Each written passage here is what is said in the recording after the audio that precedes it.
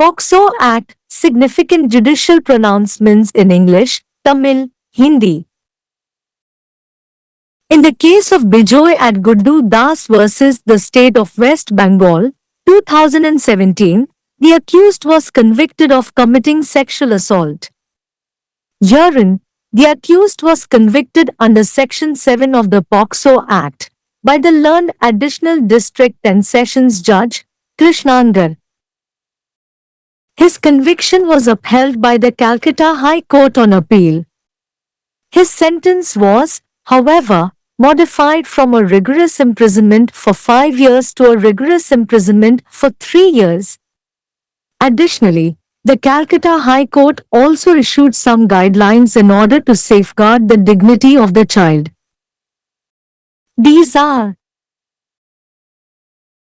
the police officer's Special Juvenile Police Unit, upon receiving a complaint, is to register the same in accordance with Section 19 of the POCSO Act, 2012.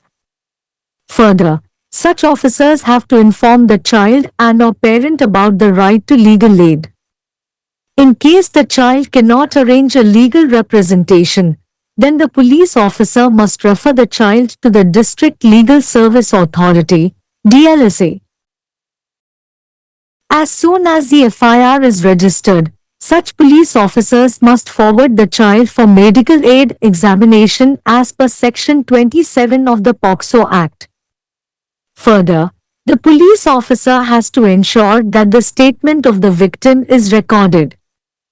If, according to the police officer, such child is in need of care and protection as per Section 2(d) of the Juvenile Justice, Care and Protection of Children, Act, 2000, then the police officer must forward the child to the Child Welfare Committee of that jurisdiction.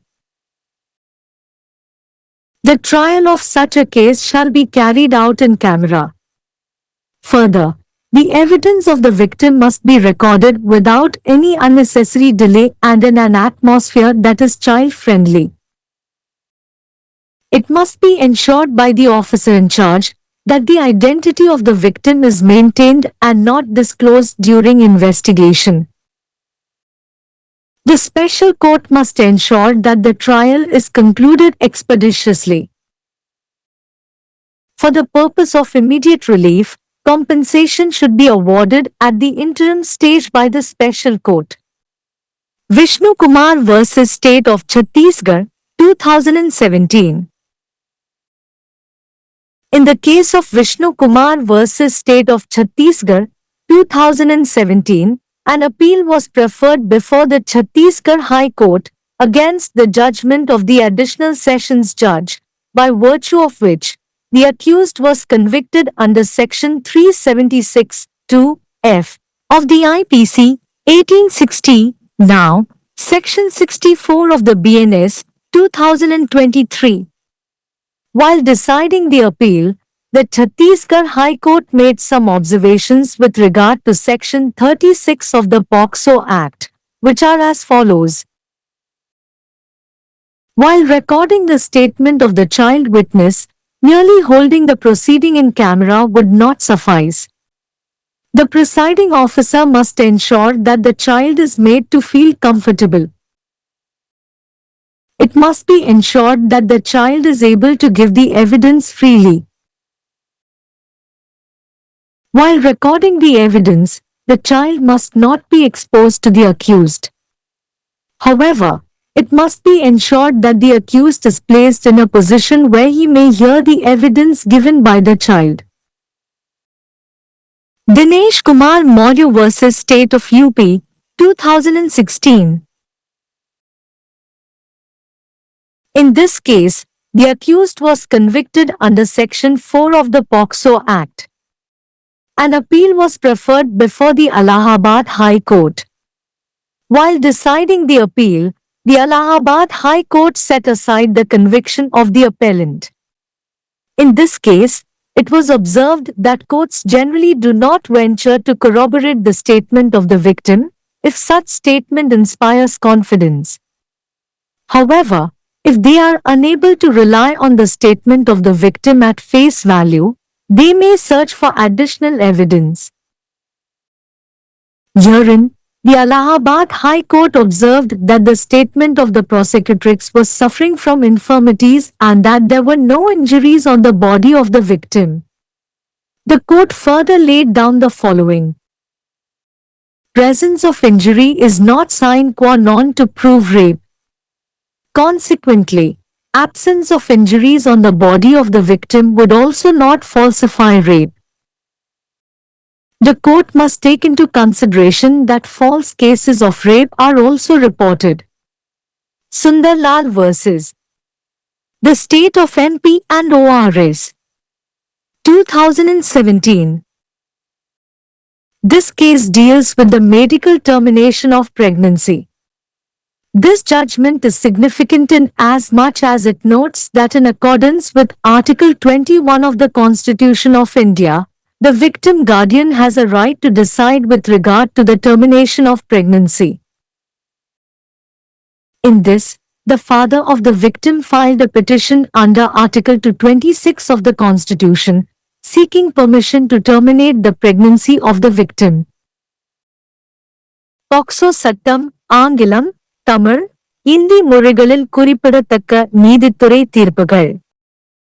PJOE Adjudicio Das vs. The State of West Bengal, 2017 வழக்கில் குற்றம் சாட்டப்பட்டவர் பாலியல் வன்கொடுமை செய்ததாக தீர்ப்பளிக்கப்பட்டார். இதில் குற்றம் சாட்டப்பட்டவர் பாக்சோ சட்டத்தின் பிரிவு 7 இன் கீழ் கிருஷ்ணநகர் கற்றறிந்த கூடுதல் மாவட்ட மற்றும் அமர்வு நீதிபதியால் குற்றவாளி என தீர்ப்பளிக்கப்பட்டார். மேல்முறையீட்டில் கல்கத்தா உயர் நீதிமன்றத்தால் அவரது தண்டனை உறுதி செய்யப்பட்டது. இருப்பினும் அவரது தண்டனை 5 ஆண்டுகள் கடுங்காவல் சிறை தண்டனையிலிருந்து 3 ஆண்டுகள் கடுங்காவல் சிறை தண்டனையாக மாற்றப்பட்டது. கூடுதலாக குழந்தையின் கண்ணியத்தை பாதுகாப்பதற்காக கல்கத்தா உயர் நீதிமன்றமும் சில வழிகாட்டுதல்களை வெளியிட்டது. இவை புகாரை பெற்றவுடன் பாக்சோ சட்டம் 2012 இன் பிரிவு 19 இன் படி காவல்துறை அதிகாரி சிறப்பு சிறார் காவல் பிரிவு அதை பதிவு செய்ய வேண்டாம். மேலும் அத்தகைய அதிகாரிகள் சட்ட உதவி பெறும் உரிமை குறித்து குழந்தை மற்றும் அல்லது பெற்றோருக்கு தெரிவிக்க வேண்டாம். குழந்தையால் சட்டப்பூர்வ பிரதிநிதித்துவத்தை ஏற்பாடு செய்ய முடியாவிட்டால் காவல்துறை அதிகாரி குழந்தையை மாவட்ட சட்ட சேவை ஆணையத்திடம் DLSA பரிந்துரைக்க வேண்டும். FIR பதிவு செய்யப்பட்டவுடன் அத்தகைய காவல்துறை அதிகாரிகள் பாக்சோ சட்டத்தின் பிரிவு 27 இன் படி குழந்தையை மருத்துவ உதவி பரிசோதனைக்கு அனுப்ப வேண்டும். மேலும் பாதிக்கப்பட்டவரின் வாக்குமூலம் பதிவு செய்யப்படுவதை காவல்துறை அதிகாரி உறுதி செய்ய வேண்டும். காவல்துறை அதிகாரியின் கூற்றுப்படி அத்தகைய குழந்தைக்கு சிறார் நீதி, குழந்தைகள் பராமரிப்பு மற்றும் பாதுகாப்பு சட்டம் 2000 இன் பிரிவு 2D இன் படி பராமரிப்பு மற்றும் பாதுகாப்பு தேவைப்பட்டால் காவல்துறை அதிகாரி குழந்தையை அந்த அதிகார வரம்பில் உள்ள குழந்தைகள் நலக்குழுவிற்கு அனுப்ப வேண்டும். அத்தகைய வழக்கின் விசாரணை கேமராவில் நடத்தப்பட வேண்டும். மேலும் பாதிக்கப்பட்டவரின் சாட்சியங்கள் தேவையற்ற தாமதம் இல்லாமல் மற்றும் குழந்தைகளுக்கு ஏற்ற சூழலில் பதிவு செய்யப்பட வேண்டும். பாதிக்கப்பட்டவரின் அடையாளம் பராமரிக்கப்படுவதையும் விசாரணையின் போது வெளியிடப்படாமல் இருப்பதையும் பொறுப்பான அதிகாரி உறுதி செய்ய வேண்டும். விசாரணை விரைவாக முடிவடைவதை சிறப்பு நீதிமன்றம் உறுதி செய்ய வேண்டும். உடனடி நிவாரணத்திற்காக சிறப்பு நீதிமன்றத்தால் இடைக்கால கட்டத்தில் இழப்பீடு வழங்கப்பட வேண்டும். விஷ்ணுகுமார் vs. சத்தீஸ்கர் மாநிலம் 2017. விஷ்ணுகுமார் vs.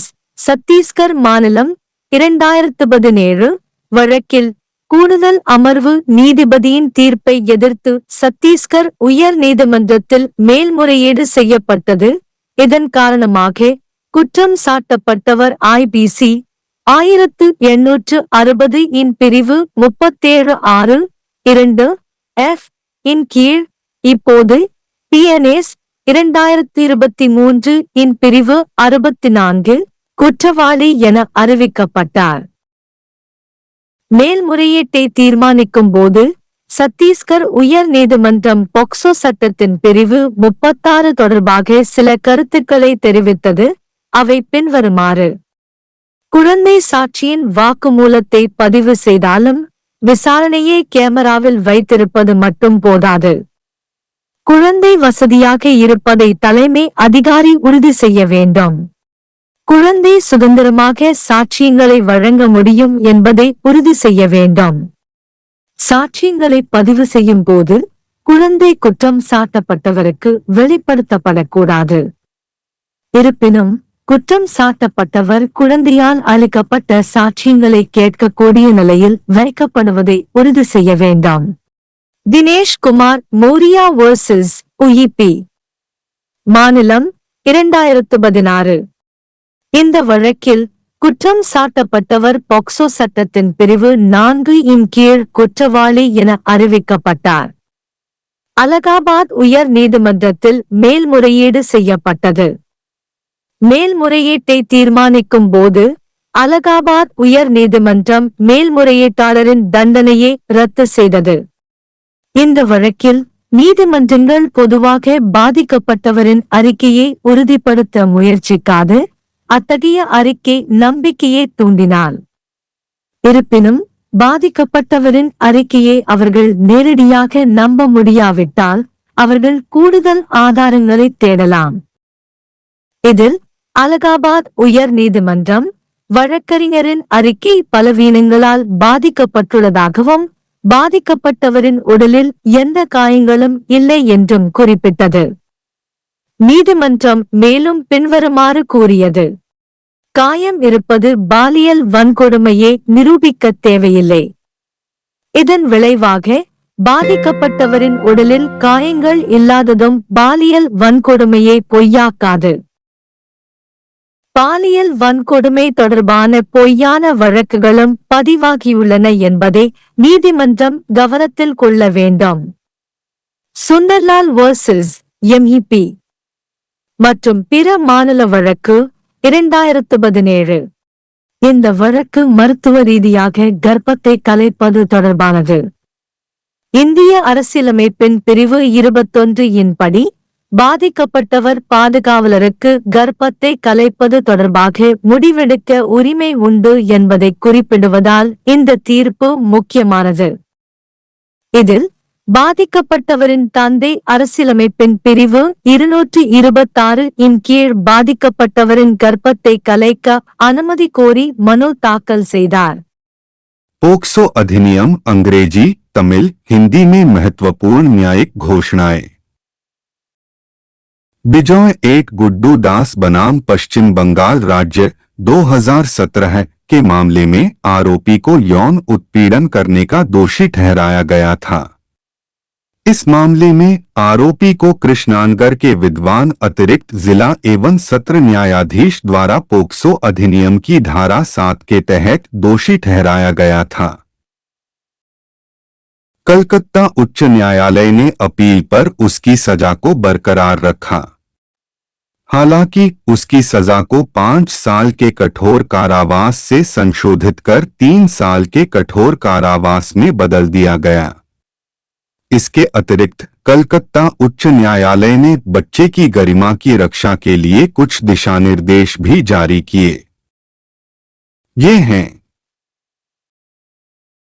पुलिस अधिकारी विशेष किशोर पुलिस इकाई को शिकायत प्राप्त होने पर पोक्सो अधिनियम 2012 की धारा 19 के अनुसार उसे पंजीकृत करना होता है। इसके अलावा ऐसे अधिकारियों को बच्चे और या माता पिता को कानूनी सहायता के अधिकार के बारे में सूचित करना होता है। यदि बच्चा कानूनी प्रतिनिधित्व की व्यवस्था नहीं कर सकता है तो पुलिस अधिकारी को बच्चे को जिला विधिक सेवा प्राधिकरण DLSA के पास भेजना चाहिए। FIR दर्ज होते ही ऐसे पुलिस अधिकारियों को पोक्सो अधिनियम की धारा 27 के अनुसार बच्चे को चिकित्सा सहायता जांच के लिए भेजना चाहिए। इसके अलावा पुलिस अधिकारी को यह सुनिश्चित करना होगा कि पीड़ित का बयान दर्ज किया जाए। यदि पुलिस अधिकारी के अनुसार ऐसे बच्चे को किशोर न्याय, बच्चों की देखभाल और संरक्षण अधिनियम 2000 की धारा 2D के अनुसार देखभाल और संरक्षण की आवश्यकता है, तो पुलिस अधिकारी को बच्चे को उस अधिकार क्षेत्र की बाल कल्याण समिति को भेजना चाहिए।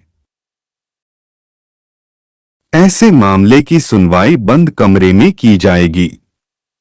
इसके अलावा पीड़ित के साक्ष्य को बिना किसी अनावश्यक देरी के और ऐसे माहौल में दर्ज किया जाना चाहिए जो बच्चों के अनुकूल हो।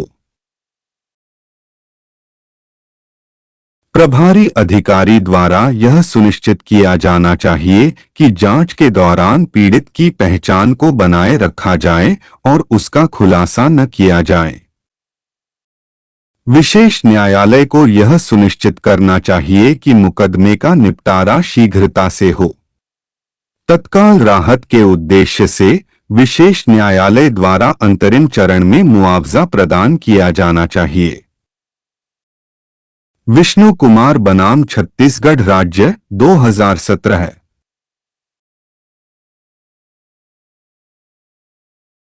विष्णु कुमार बनाम छत्तीसगढ़ राज्य 2017 के मामले में अतिरिक्त सत्र न्यायाधीश के निर्णय के विरुद्ध छत्तीसगढ़ उच्च न्यायालय के समक्ष अपील की गई थी, जिसके आधार पर अभियुक्त को आईपीसी 1860 की धारा 376 2F अब BNS 2023 की धारा 64 के अंतर्गत दोषी ठहराया गया था। अपील पर निर्णय लेते समय छत्तीसगढ़ उच्च न्यायालय ने पॉक्सो अधिनियम की धारा 36 के संबंध में कुछ टिप्पणियां की, जो इस प्रकार हैं। बाल गवाह का बयान दर्ज करते समय केवल कार्यवाही को बंद कमरे में आयोजित करना पर्याप्त नहीं होगा। पीठासीन अधिकारी को यह सुनिश्चित करना चाहिए कि बच्चे को सहज महसूस कराया जाए। यह सुनिश्चित किया जाना चाहिए कि बच्चा स्वतंत्र रूप से साक्ष्य देने में सक्षम हो। साक्ष्य दर्ज करते समय बच्चे को अभियुक्त के संपर्क में नहीं आना चाहिए। हालांकि यह सुनिश्चित किया जाना चाहिए कि आरोपी को ऐसी स्थिति में रखा जाए जहां वह बच्चे द्वारा दिए गए साक्ष्य को सुन सके। दिनेश कुमार मौर्य बनाम उत्तर प्रदेश राज्य 2016। इस मामले में आरोपी को पॉक्सो अधिनियम की धारा 4 के तहत दोषी ठहराया गया था। इलाहाबाद उच्च न्यायालय के समक्ष अपील की गई थी। अपील का फैसला करते हुए इलाहाबाद उच्च न्यायालय ने अपीलकर्ता की सजा को रद्द कर दिया। इस मामले में यह देखा गया कि अदालतें आमतौर पर पीड़िता के बयान की पुष्टि करने का जोखिम नहीं उठाती हैं, अगर ऐसा बयान विश्वास पैदा करता है।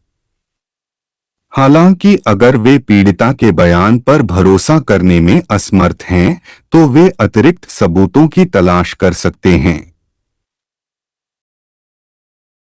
इसमें इलाहाबाद उच्च न्यायालय ने देखा कि अभियोक्ता का बयान दुर्बलताओं से ग्रस्त था और पीड़िता के शरीर पर कोई चोट नहीं थी। अदालत ने आगे निम्नलिखित निर्धारित किया। बलात्कार साबित करने के लिए चोट की उपस्थिति अनिवार्य नहीं है। नतीजतन पीड़िता के शरीर पर चोटों की अनुपस्थिति भी बलात्कार को गलत नहीं ठहराएगी। न्यायालय को इस बात पर भी विचार करना चाहिए कि बलात्कार के झूठे मामले भी दर्ज किए जाते हैं। सुंदरलाल बनाम मध्य प्रदेश राज्य और अन्य 2017। यह मामला चिकित्सीय गर्भपात से संबंधित है।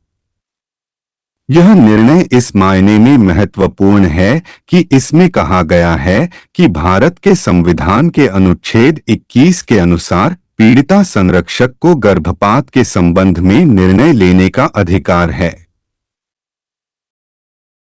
इसमें पीड़िता के पिता ने संविधान के अनुच्छेद 226 के तहत याचिका दायर कर पीड़िता के गर्भपात की अनुमति मांगी है।